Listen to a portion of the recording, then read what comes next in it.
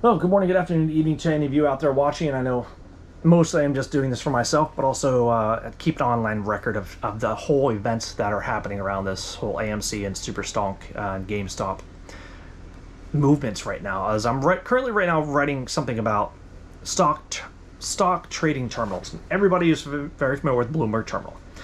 Webull has their own sort of system that traders can use and do something, but I'm investigating and researching something else that could be in development for a new terminal that's coming out for what the community has pretty much developed and it started talking about. And this led me down an old path of gaming strategies. And that's what I'm talking about right now is gaming strategies. If you ever heard of Sinek, he talks about something about finite and infinite games. Now, finite games, they're fixed rules and players have an agreeable objective.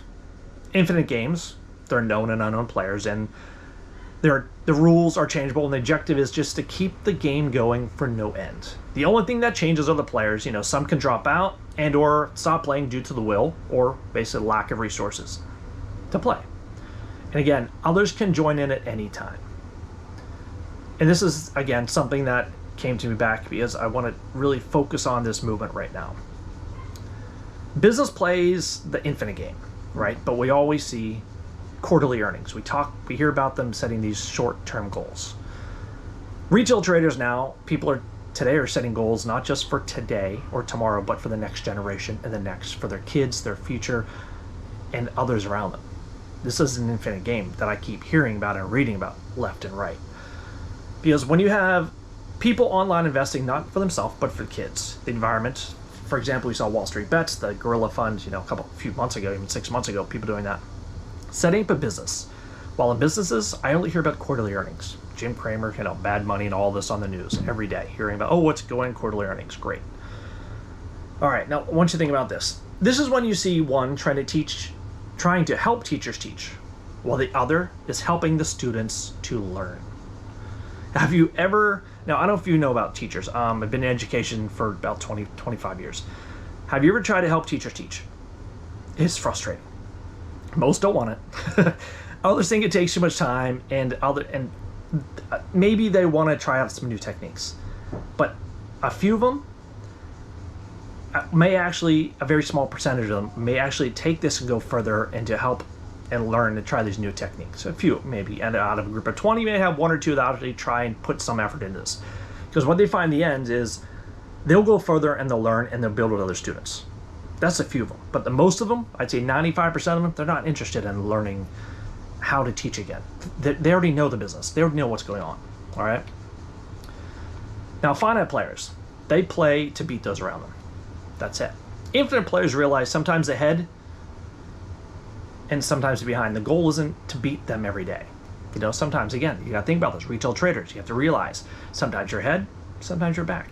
And we're not trying to beat the competition every day. We play to better ourselves.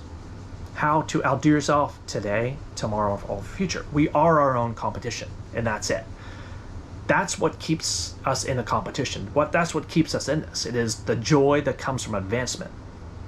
And I want to ask you this question again. How far are you now? You're 8 months into this, 4 months into this. How much farther are you? Can you look back and actually enjoy? How many times have I seen people enjoying reading all the research about this? And again, this word empathy. This is a huge part of this now.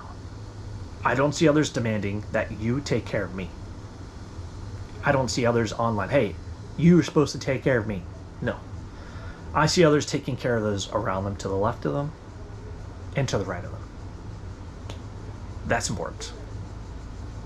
This comes down to a couple other different subtopics.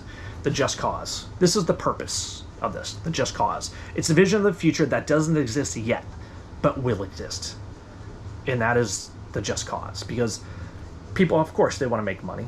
But part of the goal is to make society better from our rewards. That's part of the goal, because making our society better is having this vision of the outcome. And everybody's outcome that they've talked about is pretty much the same. And the space of people here and worldwide are committed to rebuilding or even building a world that doesn't exist yet with the rewards that are coming. This attracts like-minded people, not just for the money or image, like most businesses or investment banks are. Like-minded people to rebuild and make a society that hasn't existed yet. A vision of future. And that is what is amazing. Because though this isn't saying basically what we want in society, you know, the ones that we want to live among and be among, we see this in our community, you know, there's nothing superficial about this at all. It's people who are willing to look out for people left and to the right. And again, this goes through courage. People who are sacrificing every day, sacrificing work, you know, food, walking to work, taking the bus. It's advancing the cause. To work more, again, to learn more, to donate, to assist others, because they believe in what we're doing. All individual retailers doing and investing for their own purposes, but having a similar goal in mind. It's not a financial goal. It's gone beyond the financial goals to make society better. That's a sacrifice. Because when I hear and read all of this, the movement, that's what pushes things farther. Because we have a flexible playbook. And that flexible playbook, hold, buy more, right? And again, it goes back down to another thing, leadership. Courageous leaders, those are basically willing to sacrifice the short term for the long-term advancement of the company. There are two leaders I'm thinking about here. Leaders are willing to ignore the money as it comes from a dirty source. The leaders who can ignore the short-term goals because they can tighten their belts in the short term because they know it's the right thing to do.